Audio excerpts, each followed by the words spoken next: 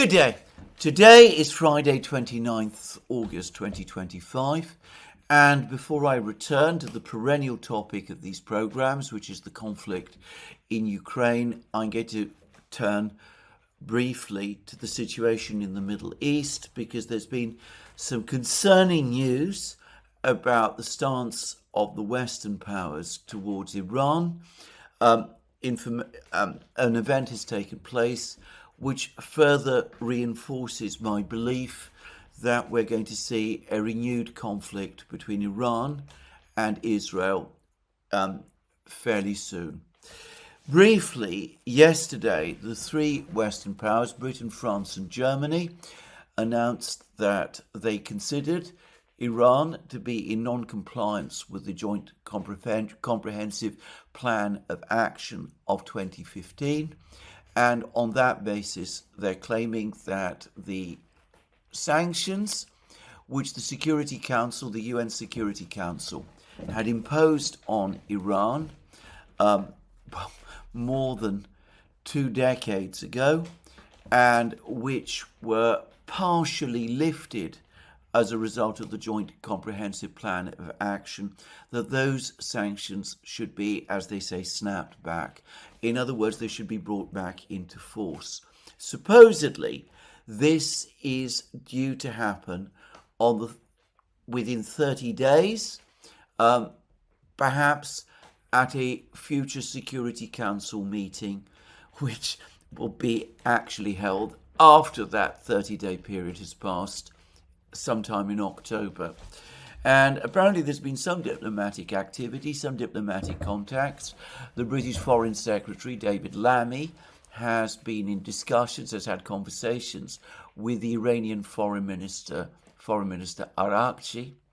And the grounds given for the decision to declare Iran in violation of its obligations under the JCPOA, and thus to facilitate this sanctions snapback, is Iran's refusal to allow the International Atomic Energy Agency, the IAEA, to again start examining its nuclear sites. Well, what has actually happened is that, as I discussed in recent programs, the Iranians did have a meeting with the IAEA.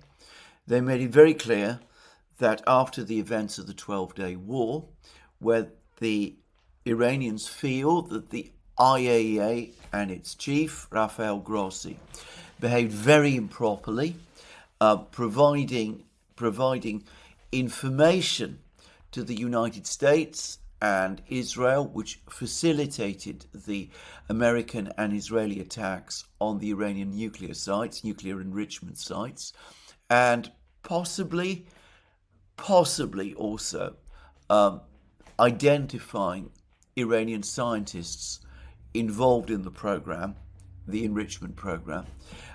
Quite apart from that, the Iranians were also furious about the failure of the IAEA to straightforwardly condemn attacks on what the Iranians insist were peaceful nuclear facilities in violation of the provisions of the Non-Proliferation Treaty.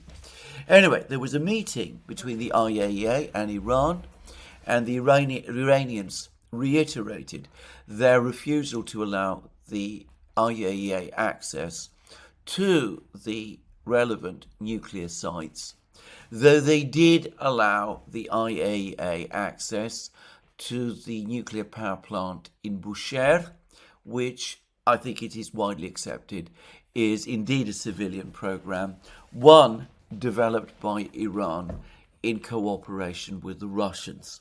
So this apparently was what happened. There was a meeting and the IAEA went away dissatisfied. The European powers have made major efforts to get Iran to readmit the IAEA to the other nuclear sites, to Fordow and Natanz and other places, and the Iranians said no. And the result is that the three European powers, as I said, are now saying that Iran is in breach of its obligations under the JCPOA. Now, the Iranians, for their part, are saying that the European powers are themselves in breach of the JCPOA. Now, here I will admit to a surreal quality in this entire discussion, because one of the major parties to the JCPOA, in fact, the major party to the JCPOA, apart from Iran, was the United States, and the United States quit the JCPOA back in 2018, at the time when Donald Trump was going through his first term, and the United States at that point imposed draconian sanctions on Iran, which, to my best recollection, went well beyond the sanctions that the Security Council had imposed previously, and which, in accordance with the snapback provisions, are coming back into effect. The Biden administration, which succeeded the Trump administration, campaigned in the presidential election of 2020 on the basis that it would take the United States back into the JCPOA, but of course it never did. There were all sorts of complicated negotiations between the United States and Iran. The Biden administration made demands that Iran agree to rewrite the terms of the JCPOA, basically to restrict Iranian foreign policy in all sorts of ways, but also, as I remember, to limit the development of its ballistic missile program. And of course, Iran refused. So the United States, since 2018, has not been part of the JCPOA. The United States, apparently, under the Biden administration, somewhat softened the sanctions stance previously taken by the Trump administration. I don't think it actually withdrew any of the Trump-era sanctions, but perhaps it enforced them rather more lightly. But anyway, with Donald Trump back in the White House, the earlier sanctions regime is, again, as I understand it, pretty much in effect once more, though the United States has carved out an exemption allowing China to continue to buy oil from Iran. So anyway, that is where we are. The Europeans insist that Iran comply with an agreement from which the other key party, the United States, has withdrawn. I mean, already this looks unbalanced and lopsided. But to add to the trouble, the Iranians say that as far as they are concerned, the European states themselves are also in violation of the JCPOA. Now, I'm not going to pretend that I understand all the details here very well, but the Iranians insist that this is not even controversial. They may be right about that, they may be wrong about that, I don't know. But they say it is not controversial that the Europeans, presumably because they've gone along with the fact that the Americans have withdrawn from the JCPOA and have themselves enforced the American way, and has no right to invoke the sanctions snapback. Now, I am not going to get into the details of whether the Iranian position is legally speaking correct. I doubt that anybody would ever be able to say conclusively, and besides, there's never going to be a legal determination of this point. The point is that the Iranians are saying that what the Europeans did yesterday is illegal. that the Europeans, being themselves in breach of the JCPOA, have no right to say that Iran is. So there we are. Now, we can spend a great deal of time discussing the realities, the legalities of this, but perhaps in more senses than one, it makes almost no sense to waste time doing so. Let's just take a step back and consider what has happened. An agreement was made in 2015, the JCPOA. It is universally accepted that in the 3 years that followed, Iran complied with its obligations under the JCPOA. The United States gave Iran the impression in 2015 that if Iran did comply with the JCPOA, sanctions against Iran would be lifted. In fact, that never fully happened. Even the Obama administration never lifted all of the sanctions that the United States had imposed on Iran. Notwithstanding that, and despite Iran's compliance with the JCPOA, between 2015 and 2018, which is not disputed, the United States in 2018 withdrew from the JCPOA and imposed further sanctions against Iran, completely contrary to the spirit of the JCPOA, subsequently sought to renegotiate the terms of the JCPOA, and was supported in that stance by the Europeans.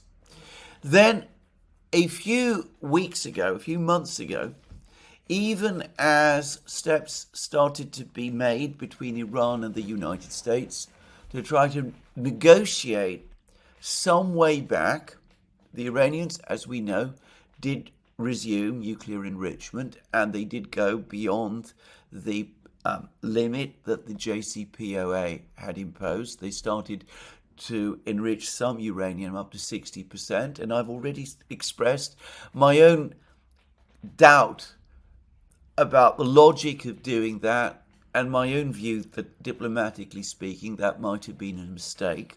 But anyway, the Iranians and the Americans, nonetheless, after Donald Trump returned to the White House, were back in negotiations with each other. There were what appeared to be a series of successful meetings between the Iranians, between Arakshi, and the Americans, led by Donald Trump's envoy, Steve Witkoff. And there were lots of rumors which I discussed in programs on this channel, and which we on the Duran also discussed, that the Russians were playing or were seeking to play some sort of mediation role, and these rumors were in part at least confirmed by the Russians themselves. So that's where we were until June. And then, even as the Americans and the Iranians were about to meet, Israel launched an attack on Iran and attacked not just Iran's nuclear enrichment facilities, but also murdered about 20 of Iran's nuclear scientists. I say murdered, killed. Let's say killed 20 of Iran's nuclear scientists, and made a systematic attempt to kill also Iran's top political and military leadership. And as the Iranians, I think, correctly say, it seems as if the Israelis had obtained some of their targeting data from information gleaned by the IAEA and passed on to them presumably by the United States and the other Western powers, and of course the United States, which was in receipt of the information from the IAEA, then itself launched attacks on the Iranian nuclear facilities in Fordow, Natanz and Isfahan, and did so without any serious objection from the IAEA. This is the reality. I don't think what I have said is really factually controversial. A 12-day war followed, in which ultimately the United States and Israel in particular, which was suffering missile strikes by Iran, sought a ceasefire, and there has been a shaky ceasefire ever since in place.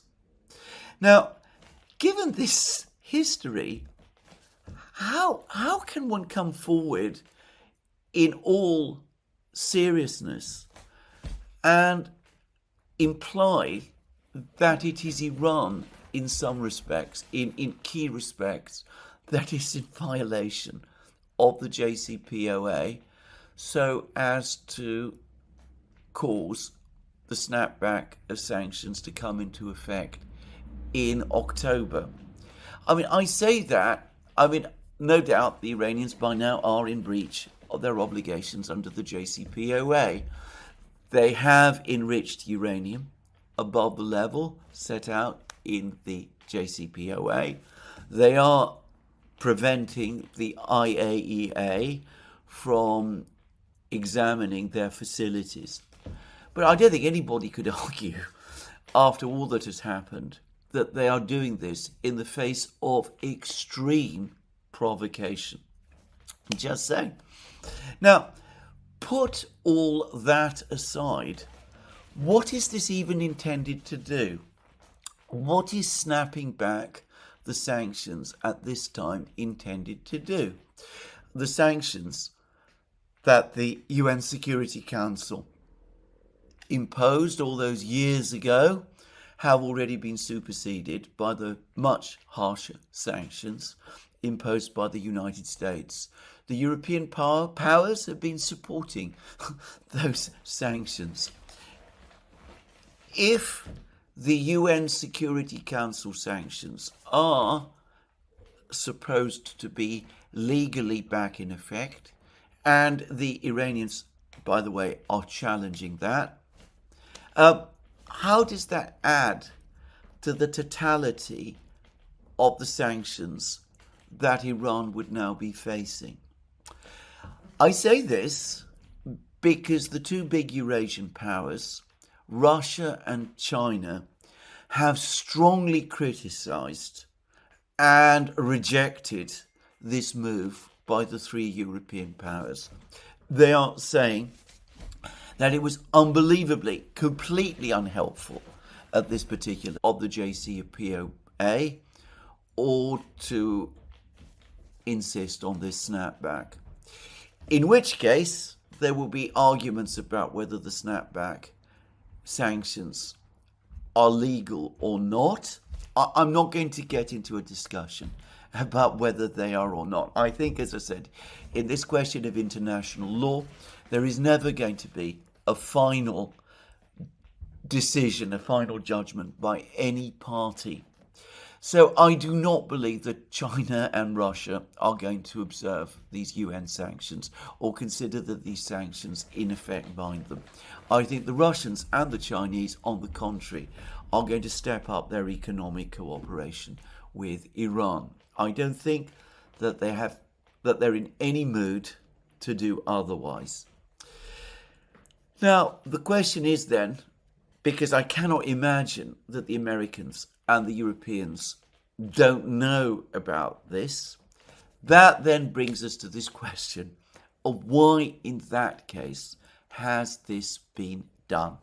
Why have the European powers made this decision at this particular point in time? Well, there is a technical reason. I understand that if there had not been a snapback in the sanctions by October of this year, the sanctions would have expired and there would be no mechanism at all for bringing them back.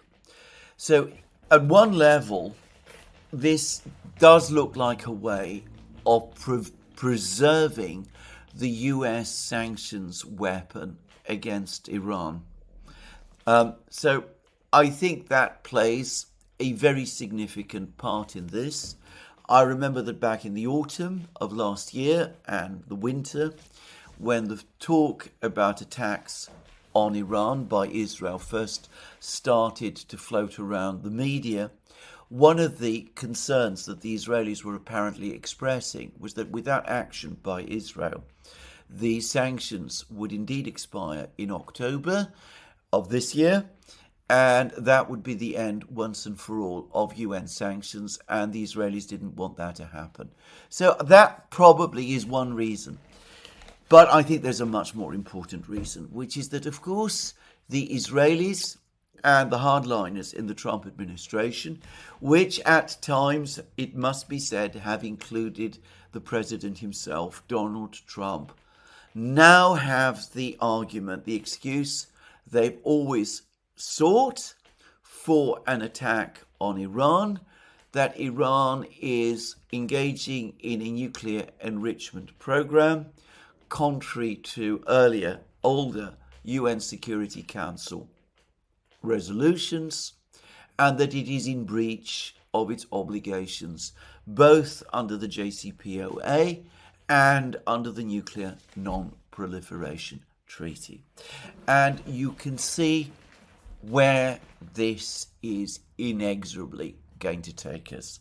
Because given that that excuse is now going to be there, and given that it is going to be talked about incessantly in Israel, in Europe, in the United States, in the think tanks, in the media, in the talk shows, in all of these places, pressure for an attack on Iran is certain to grow. And I cannot myself seriously believe that this decision that was just made was made with any other purpose than to prepare the ground for that situation. The war clouds in the Middle East are gathering. As I discussed in recent program on this channel, and as we discussed in an even more recent program we did on the Duran, last month, the Supreme Leader of Iran's National Security Advisor and Iran's Defense Minister went to Moscow, where they had high-level talks, which included Vladimir Putin himself. President Pezeshkian of Iran is likely to be in Tianjin in a few days, in a few hours maybe, where no doubt he will be meeting with Chinese and Russian leaders. Quite likely he will have meetings there with both Xi Jinping and with Putin himself. The Iranians have organized a new defense council, clearly a war council to prepare Iran and to guide Iran through a renewal of the war. And I've received reports, which I've discussed in earlier programs, that the Iranians are now working in earnest with the Russians, finally, to develop an air defense system, though it will be many months, perhaps years, before it is fully operational, giving, it must be said, the Israelis and the Americans a window which they can use for an attack. I would add that I've received more recent news, ultimately from Russian sources, about certain steps that the Russians are looking for ways to take, which would this time provide Iran with an early warning of an Israeli and American attack. But looking at these rather complex ideas, which I'm not really in a position either to disclose or to understand very well, I can't help but think it's going to take a while before such a system is in place. I say a while, probably many months, probably not until the latter half of next year.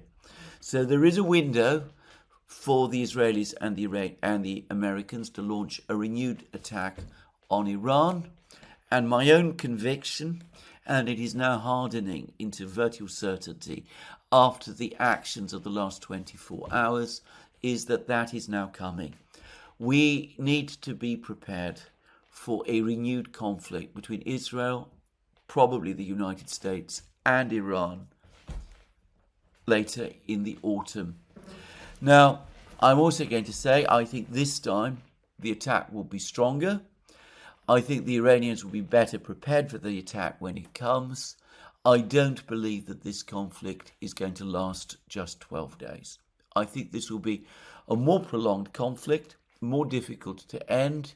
I think the parties on each side will be more committed to seeing it through, and we'll have to wait and see how it goes and how it ends. But anyway, that's my view of the situation now. Now, let me then now return to the other topic of this program, which is the one that's going to take up the more time. Though I would say, quickly, if we do see a renewal of the fighting between Israel and Iran in the autumn, and if the United States does become involved, the level of crisis will be extreme in the international system, with potential major effects on the global economy.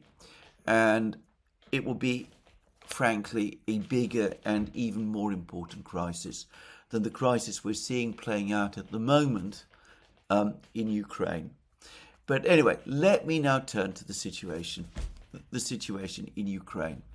Now, there's been a rather good article on responsible statecraft by Ben Armbruster.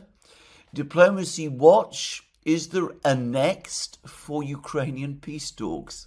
And Ben Armbruster makes the entirely valid point, which is that we had the meeting in Anchorage between Putin and Trump. We had the follow-up meeting, if one can call it that, the meeting a few days later in Washington between Trump and Zelensky, with all the European leaders there hanging around. And, well, what has happened since? Where is the diplomacy that those meetings seem to promise? Donald Trump came out of the meetings appearing to suggest that things was going to start moving quickly, that there was going to be talks between the Americans, the Russians and the Ukrainians. There was be a bilateral meeting between Putin and Zelensky, and that would result in a trilateral meeting which would involve himself, and there was talk of land swaps and security guarantees and all of that. But anyway, the overall impression was that things were going to start moving very, very fast. There was even talk of a meeting between Zelensky and Putin on the 22nd of August, and actually nothing has happened. There's been no movement in the diplomacy whatsoever. The Ukrainians, as I've discussed in several programs, have refused to budge on anything. They're not prepared to withdraw from any territory. They continue to insist that all territory in post-1991 Ukraine, which the Russians, as they say, occupy, is and will always continue to be Ukrainian. They insist on security guarantees, rights to NATO entry, rights to EU entry. They have shown no indication that they are prepared to compromise on any matter, on the rights of Russian speakers in Ukraine, on the rights of the Russian Orthodox Church in Ukraine. In fact, yesterday, they made a formal legal decision that the Orthodox Church in Ukraine, the canonical, historic Orthodox Church in Ukraine, is indeed linked to Russia, and the Russia is somehow subordinate to the Orthodox Church in Russia, and many are assuming, I have no doubt correctly, that that is preparatory to having the Orthodox Church, the canonical Orthodox Church in Ukraine, finally banned. So there is no sign that the Ukrainians are prepared to give ground on anything at all. And they also continue to resist, or rather ignore, calls from the Russians to set up 3 working parties to continue the Istanbul talks. They reject everything. President Trump has expressed some exasperation about this. He said that he's disappointed by the Ukrainians and by Zelensky.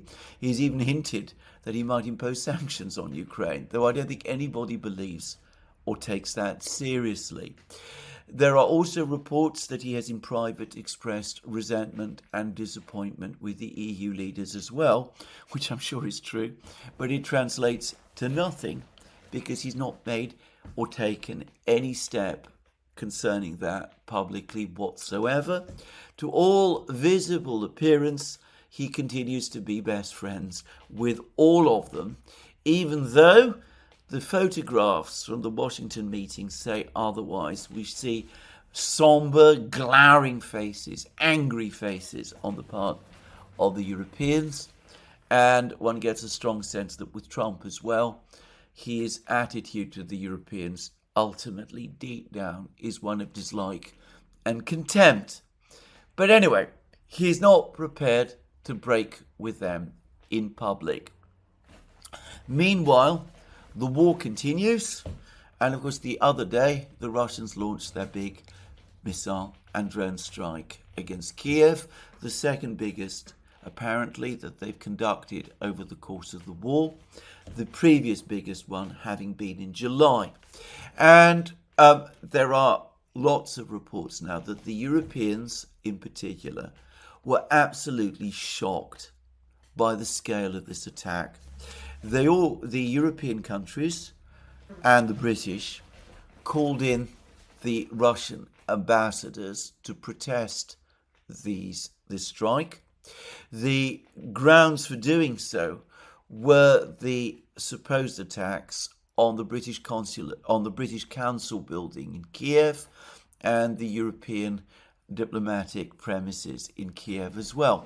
Now, I should say here that we've had more news, and I want to correct something that I said in my previous video. I said that it seemed as if the Russians had attacked both of these buildings, and that's certainly been the impression given by the media here in London.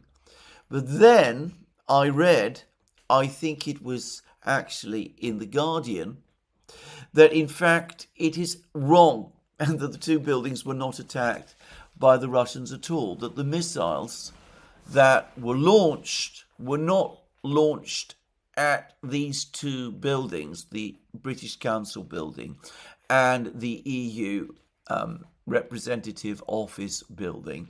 They targeted other buildings and other facilities nearby, and though there was damage to these buildings from shrapnel and some ground shaking and all of that, and some of the staff in the EU representative office were apparently and understandably deeply alarmed by what had happened.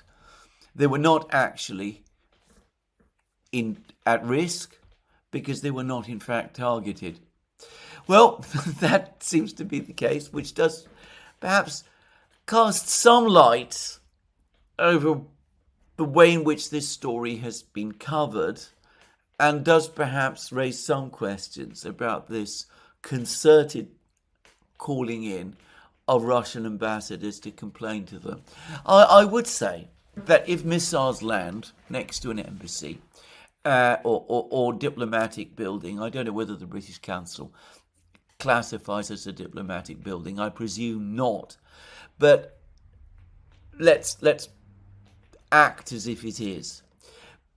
If missiles are launched at targets close by, and the result is that shrapnel causes damage, then I think that probably is a violation of the Vienna Convention, and it would justify some degree of complaint, but perhaps arguably not in the way that we have seen, on the concerted way that we have seen.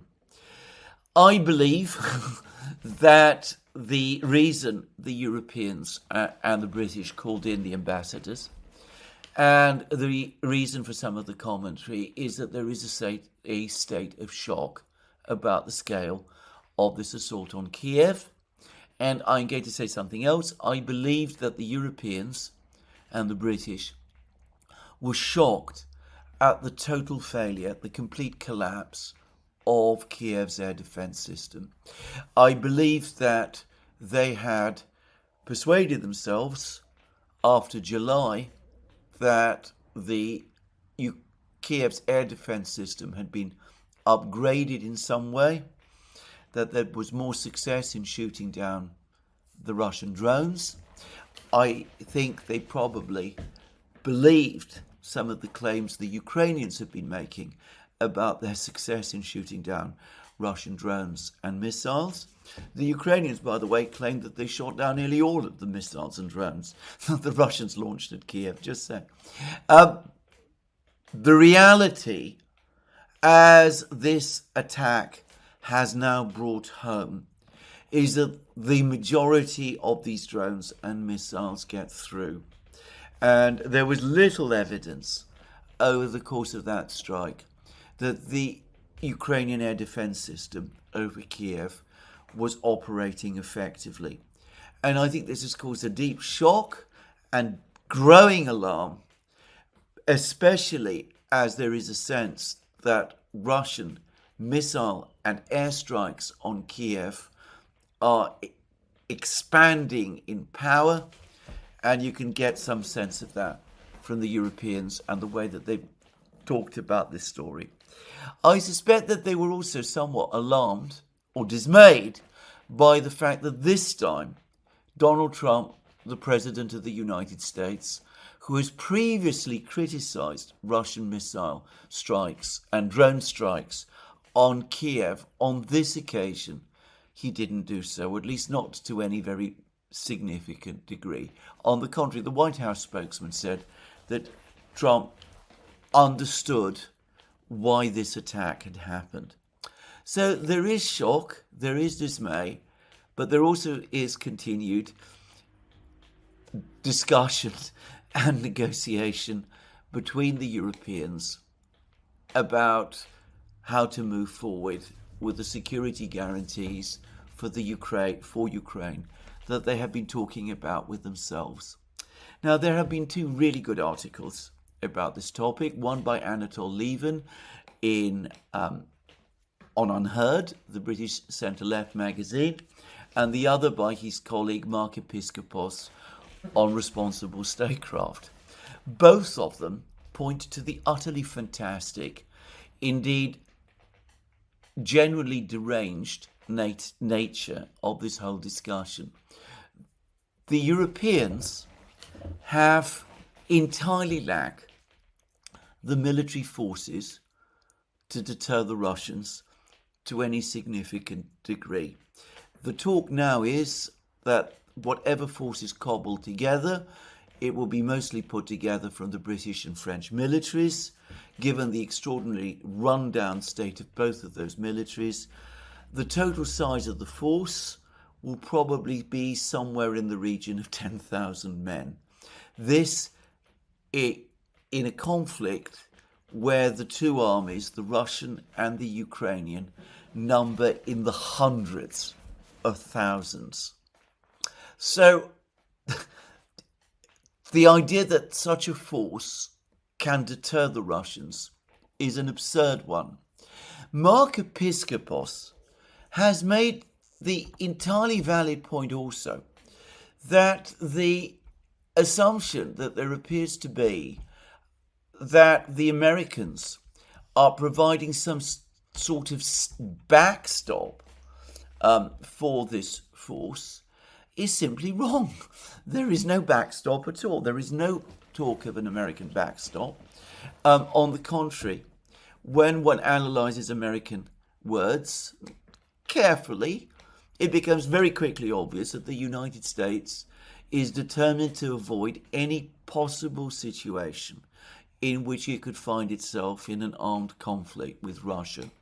So all of the words about help with intelligence and help in the air and all of that fall far short of the backstop that the British and the French, Macron and Starmer, have been demanding.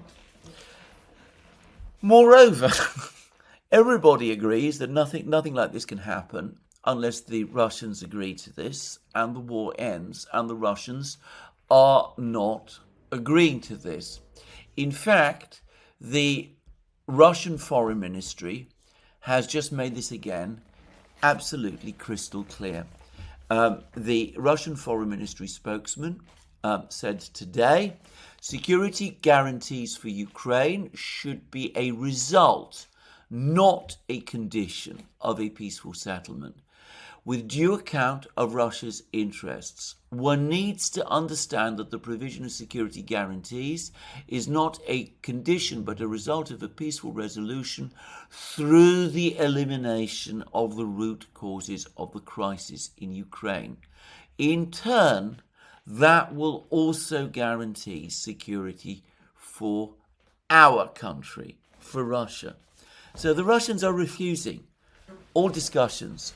They're rejecting all of the current discussions about security guarantees. They've ruled out troop deployments. They've made their position absolutely clear. So what is the basis for having these discussions at all?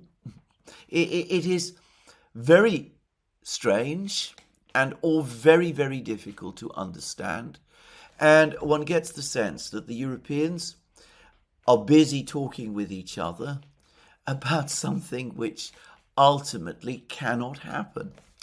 Now, Stephen Bryan, one of the most capable analysts that I know, and a person who's formerly worked in the Pentagon and who perhaps has still some contacts there, has written a very disturbing Substack blog in which he says that the explanation, the answer for this mystery is that the Americans and the Europeans,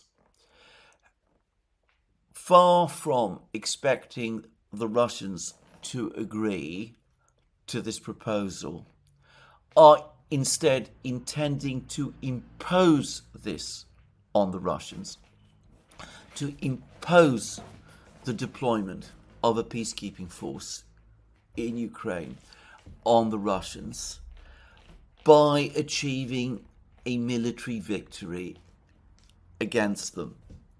And this is based on assumptions about Russian losses. It seems that the Europeans and the Americans believe that Russian losses are as great as the Ukrainians are telling them, that the Russian army, therefore, is in a very weak condition, that the Ukrainians, by contrast, are actually in a stronger position, and that the new deliveries of ARAM missiles, which I talked about in one of my recent programs, and of other types of missiles like the Flamingo, taken together, combined with European reserves, and rather with these remaining husbanded Ukrainian reserves and all of that, that they would be sufficient for the Ukrainians to launch some kind of renewed offensive, this time towards Crimea. And the idea is that this would then lead to a defeat of the Russians, and that as part of the terms imposed upon the Russians subsequent to this defeat, the Russians would be obliged to accept a NATO presence in western Ukraine. That's the outline of what Stephen Bryan is saying. Now, I have to say, I see immediate problems. Firstly, as I will discuss in a moment, this hypothesis about casualties is completely, even preposterously wrong. It gets things completely the wrong way round. Secondly, if we're talking about the Flamingo, this big missile that the Ukrainians have put together and which they are supposedly going to launch against targets deep inside Russia, and about the Iran missile and all of that, I think that these are not going to be game changers, not remotely. The Iran missile, I'm not even sure that the Iran missile, I still am not sure that it even exists. And I suspect that the delivery of this system is still a long way off, as Stephen Bryan himself acknowledges. The United States, the Trump administration, is apparently prohibiting further Ukrainian missile strikes in pre-2014 Russia. So this is not going to be used for an offensive against the Russian deep rear. And of course, the Flamingo probably could in theory be, but it is unlikely to be very successful. And anyway, I have to say that the weapons situation simply doesn't look strong enough. And the state of the Ukrainian army, in my opinion, makes it unable to conduct that kind of offensive, specifically against Crimea. And here perhaps it's worth pointing out that one of the most powerful and so far largely unused Russian military forces across the entire territory of the special military operation, a group of forces, Dnieper, commanded by General Templinsky, anyway is there and is in a position to defend Crimea from any such attacks. So already there is fundamental problems in this whole idea.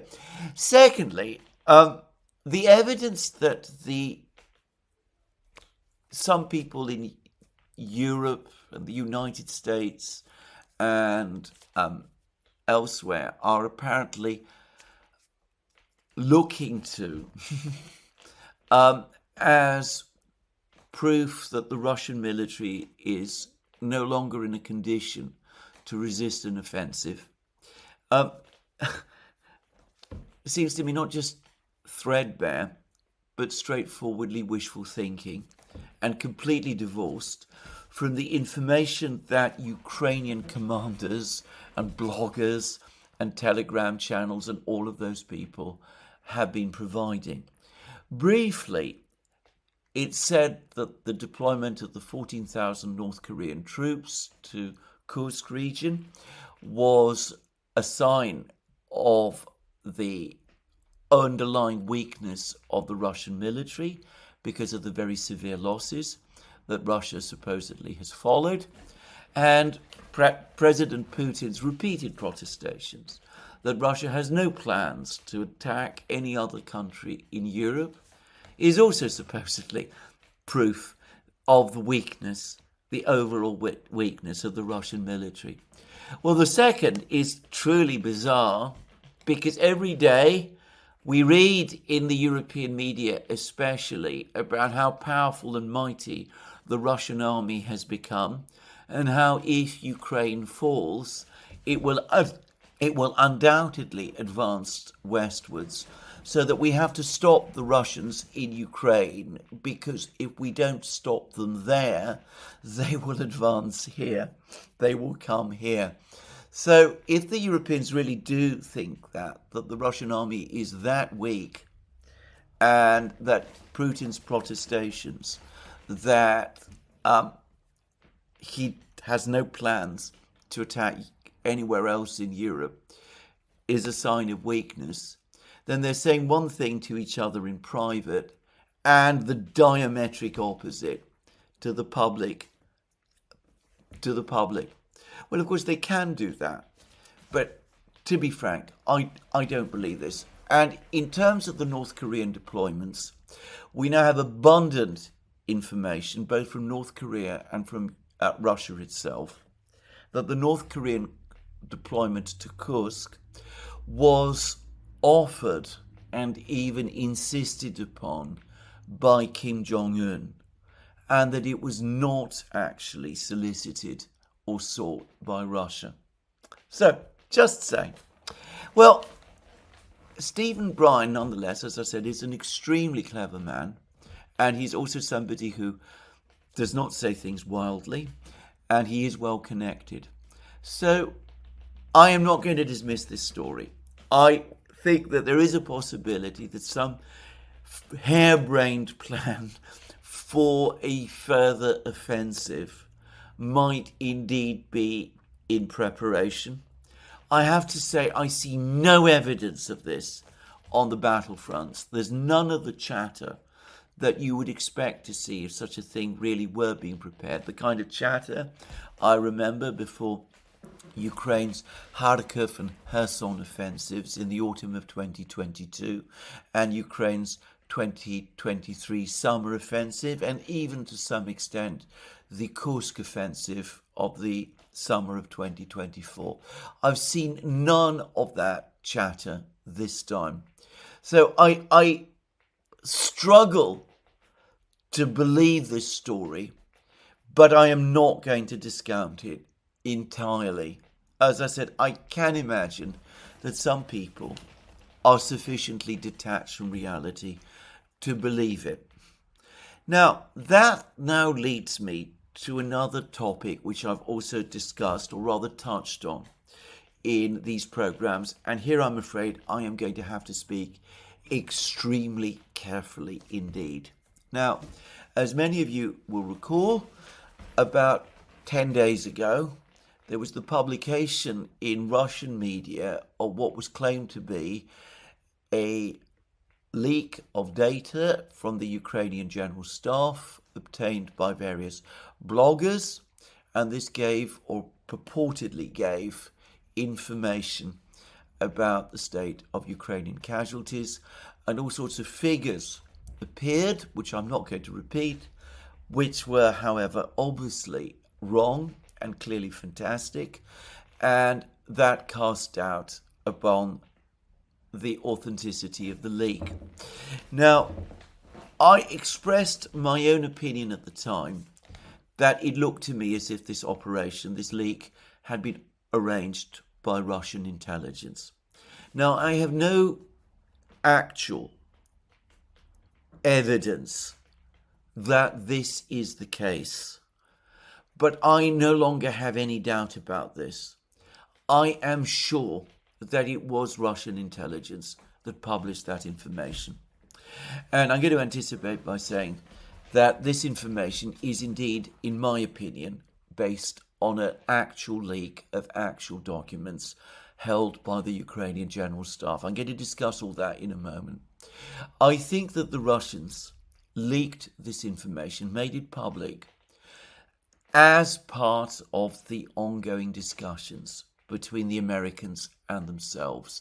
The various back-channel contacts that have been taking place between the Americans and the Russians, and of course the negotiations, the discussions that took place first between Witkoff and Putin in Moscow, and then between Trump and Putin in Anchorage. Now, for some time now, basically ever since Donald Trump was inaugurated, Russian officials have been publicly expressing frustration that Donald Trump has been repeating what the Russians insist are utterly fantastic, completely wrong figures about casualties in Ukraine. Trump has cited exceptionally high numbers for Russian casualties, which the Russians insist have no basis in reality. and has also from time to time provided numbers for Ukrainian casualties, which Russian officials have also said publicly are much too low. And my own sense, and this is, I'm now talking from deduction, this is inference. My own sense is that the Russian intelligence, arranged for the publication of this material in order to disabuse Trump and the Americans about their misconceptions about casualties, because the Russians were worried that these incorrect numbers, these absurdly incorrect numbers about casualties that they were being given, were causing the Americans and Trump personally to think that the United States and Ukraine were in a much stronger position relative to Russia than they actually are. So, as I said, this is an attempt. This publication was an attempt endorsed by the Russian government, quite possibly by Putin himself, to put this data there out into the public so as to correct the misconceptions that the Americans had about the true situation with casualties in Ukraine. Now, over the last 10 days or so, I've been receiving information, and I'm not going to discuss very much about this information, that these numbers are indeed being reviewed and examined by various parties in the West. I say various parties. And they have been going back through this material, and they have been looking through this material, and they've discovered a number of things. Firstly, that the original figures that were being touted as to the level of casualties, that these figures, this data supposedly showed, that those figures, the headline numbers, if you like, that those were wrong, that those are straightforwardly wrong. They gave a completely misleading impression as to the true level of Ukrainian casualties. And if you actually work through the figures, it becomes clear that they are wrong. The figures do, however, once attempts are made to corroborate them, and I'm not going to explain how that has been done. I have some information about this. In fact, it's an extensive amount of information about how this has been done.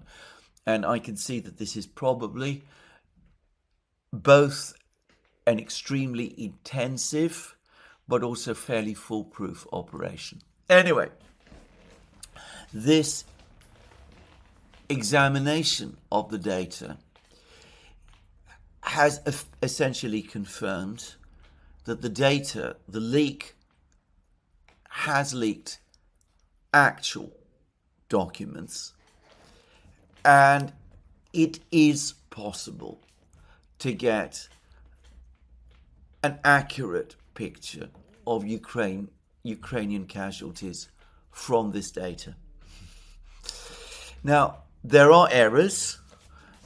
I have been told, I have learned that the level of error is within the very low single figure percentages. I also have been given overall numbers for casualties, and I believe these are the most accurate figures about Ukrainian casualties that I have had up to this time. I'm not going to disclose what those numbers are because I strongly suspect that this information by now is classified, and I do not publish classified information. What I will say is that this information is consistent with the deductions I made on the basis of the two samples of a group of Ukrainian soldiers and of a group of Russian soldiers provided to me by a source, that deduction was that 80% of Ukrainian infantry men who joined up in 2022 and thereafter are by now dead, and 80% of Russian infantrymen who joined up in 2022 and at some point after, by contrast, are alive. That was the deduction I drew then. And these numbers that I have seen, which are drawn from this data, appear to be in line with that. To put it perhaps rather more straightforwardly, if you join the Ukrainian army as an infantryman or in some other combat capacity in 2022, when the vast bulk of Ukrainian soldiers in fact did join the army, it was over the course of 2022, as an infantryman at that time, then by now you are probably dead. Probably dead. Not definitely dead, but probably dead. So that gives a sense of the scale of the losses that Ukraine is suffering. And by the way, this does lead to another rather disturbing, rather dark thought, which is that, of course, one of the purposes of the special military operation is to demilitarize Ukraine and to rid Ukraine of the followers of what you might call the ultra-nationalist ideology. Now, Brian Beletic has made the point many times that it is achieving these sort of objectives that is for the Russians the primary priority in the conflict. Capturing the odd town or village is less important than doing that. Well, if we're talking about the very highly motivated people who joined the Ukrainian army in 2022 and who provided, if you like, the electoral and political base of what you might call the ultra-nationalist Maidan movement. Well, if you wanted to find some means to eliminate them physically, then conducting the special military operation in the way that the Russians have been doing perhaps could not be improved on. Now, I don't know that that was the objective, that is any part of the plan. I have to say, if it is, the thought is, as I said, an extremely disturbing one. I should say I don't agree ideologically with these people, but there are humanitarian considerations which must apply to them also, as to every other human being. But anyway, that might be a further implication that might be drawn from those figures. Now, over the last couple of days, President Zelensky and his officials have done a surprising thing, which is that they have lifted the prohibition on leaving Ukraine of young men aged 18 to 22. And this has surprised many, many people. After the start of the special military operation, it became illegal for men to leave Ukraine. And obviously this is a demographic, the 18 to 22-year-old demographic, that is one that some people in the West in particular have been agitating and demanding that Ukraine call up. Now, there is a practical explanation for why this decision to let these people travel to the West, which is, I presume, where most of them will go, why this decision has been made now. Apparently, the Ukrainian authorities have long since realized that many young men do manage to go to the West, to leave Ukraine. There are all kinds of ways to do so, and many of them, of course, have already done so. Maintaining a ban in place that prevents them from leaving Ukraine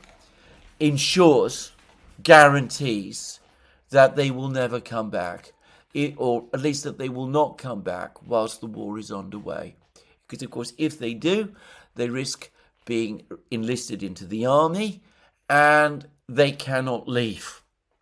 Lifting the ban means that they can leave, but that they can also come back, and there is some hope that that might cause some Ukrainians in the West, some young Ukrainians in the West, to choose to come back.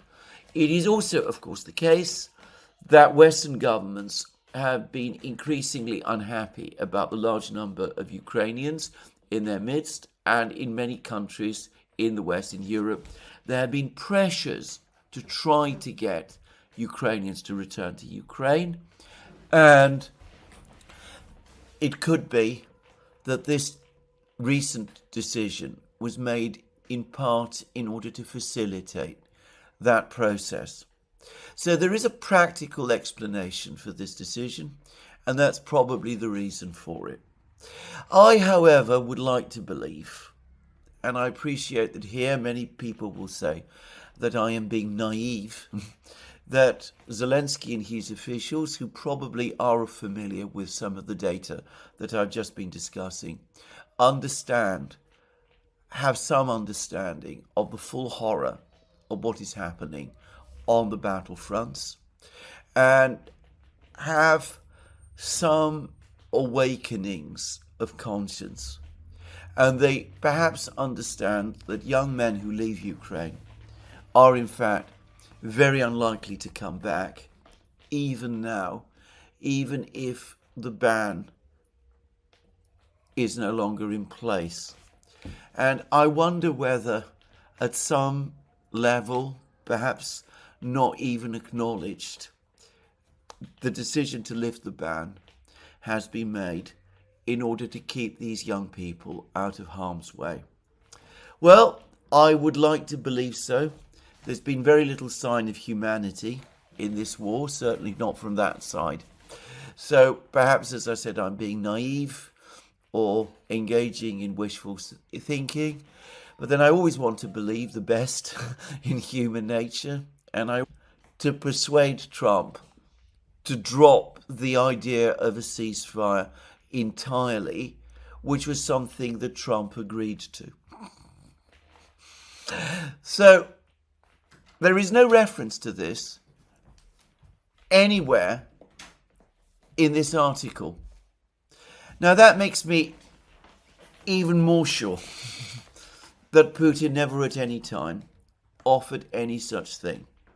Maybe Witkoff floated it, maybe the Russians expressed some interest in the idea, but there was never a definite proposal, not by the Russians, probably not by the Americans.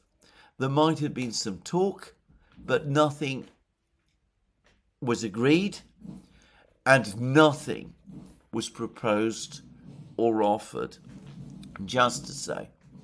So I think that is where it is. Now, the article quotes Kurt Volker, who was a senior US official in Donald Trump's first presidency, with a role in Ukraine, on Ukraine matters, a very, very hardline US official indeed, and a very anti-Russian one, and one who should not be trusted on these matters. But anyway, the Reuters article says that Putin has made no concessions, in fact made no concessions in Anchorage at all, and made no concessions either in his discussions with Witkoff. And I wonder, and I suspect, that in reality this time, Volker is setting it out as it is. Probably the Russians told Witkoff and Trump in Anchorage that if this idea of a ceasefire was taken off the table and if serious negotiations began, then they would indeed be flexible over the course of the negotiations and might look at ideas like a freeze of the conflict in Zaporozhye and Kherson region and in return for Ukrainian withdrawal from Donbass. But I doubt that any concrete or even substantive proposals of that kind were made at all. So that is my view. Of course, I cannot prove this. I wasn't present in the room. I don't know what the facts exactly are. And as Mearsheimer has also said, and as I've said, I think that in order to cover the retreat, the president's retreat from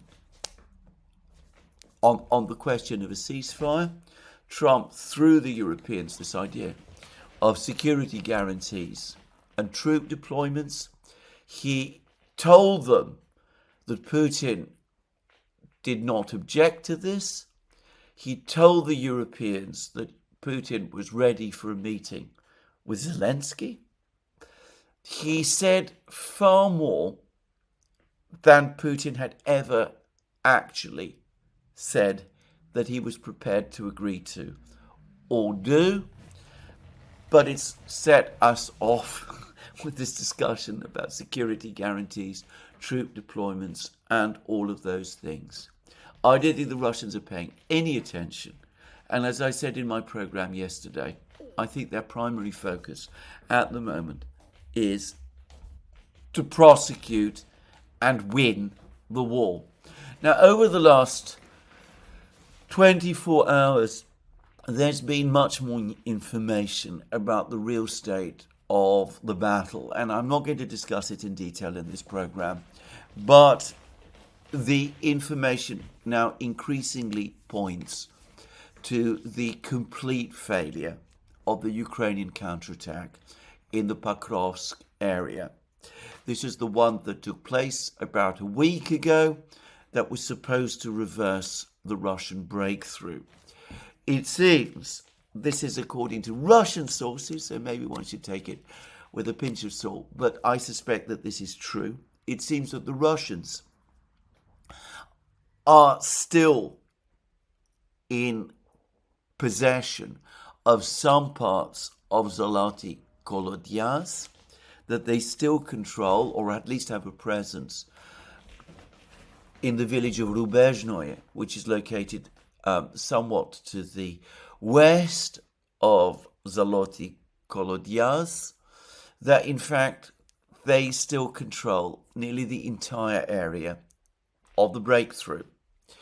And yesterday, Raidovka, the Russian magazine based in Smolensk, which has provided us with fairly accurate information about the situation in the Pokrovsk battle, says that the Russians still have a presence to the west of the main road that leads into Rodinsk, and that they still are able to send scouting parties and raiding groups all the way up to Grishiny,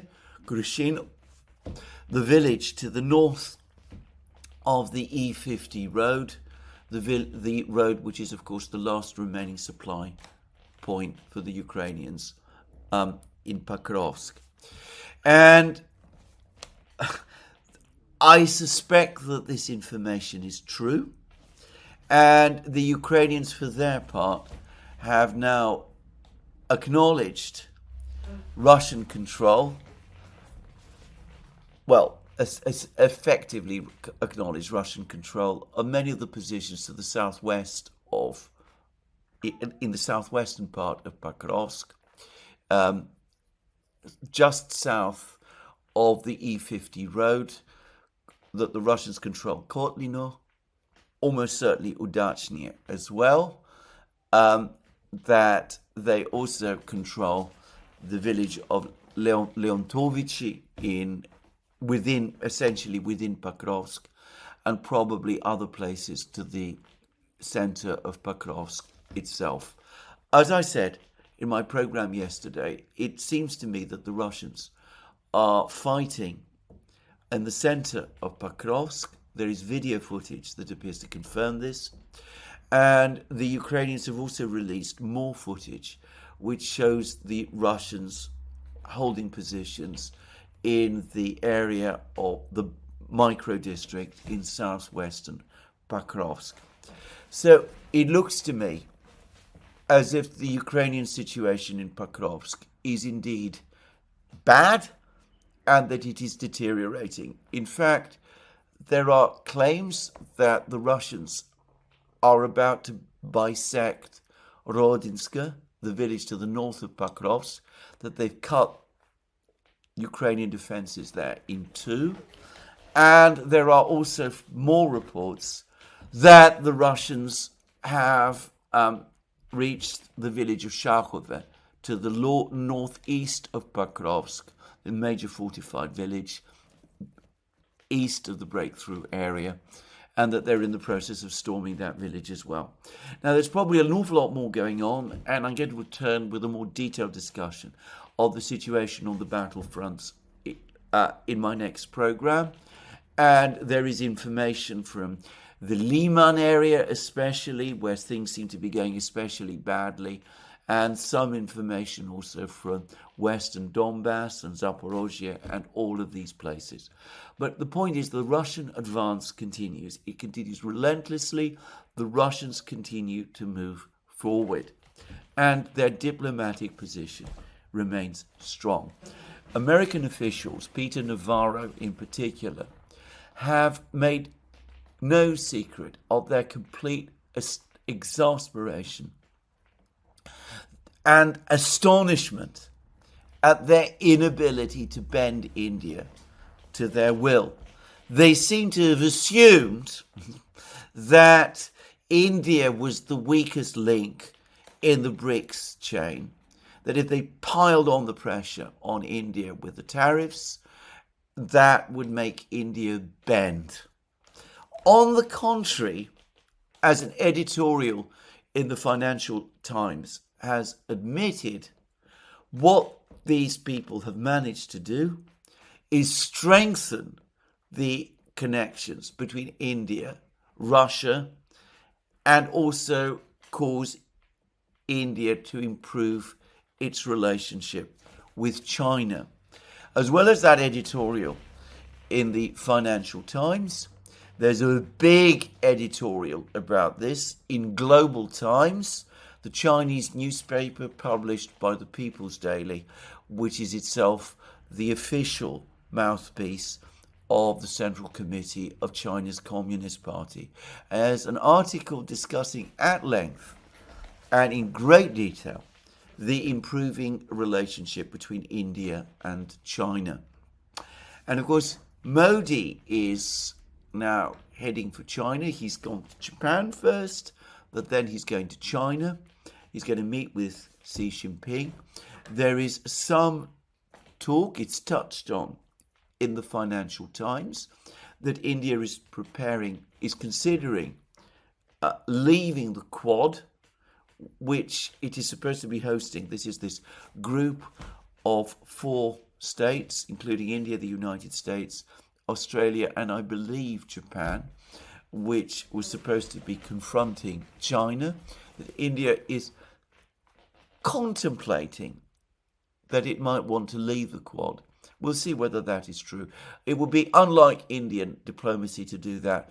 The Indians rarely commit themselves entirely to one course or another, and I suspect that they would say to themselves that if they did leave the Quad, it would burn their bridges with the Americans completely, and they might not want to do that. But they're not going to bend in the face of American pressure, tariff and economic pressure. And Peter Navarro, Trump's advisor, is furious about this. And indeed, he's not just the only official who's angry. One gets the sense that many other American officials are angry and baffled about it as well. Navarro has also expressed his astonishment that India should be thinking of building friendly relations with China.